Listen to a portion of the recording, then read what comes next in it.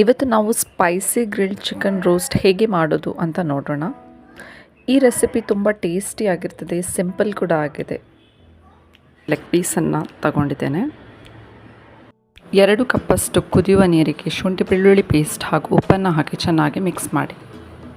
ಇದಕ್ಕೆ ಚಿಕನನ್ನು ಹಾಕಿ ಒಂದು 5 ನಿಮಿಷದಷ್ಟು ಬೇಯಿಸಿ ಇಟ್ಕೊಳ್ಳಿ.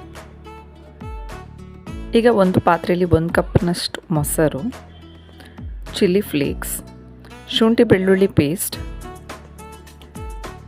ಮ್ಯಾಗಿ ಮಸಾಲ, ಉಪ್ಪು, ಪೆಪ್ಪರ್ ಪೌಡರ್, ಅರಶಿಣ ಹುಡಿ, ಖಾರದ ಹುಡಿ, ಗರಂ ಮಸಾಲ ಹುಡಿ, ಲಿಂಬೆ ರಸ ಇಷ್ಟನ್ನು ಹಾಕಿ ಚೆನ್ನಾಗಿ ಮಿಕ್ಸ್ ಮಾಡಿ.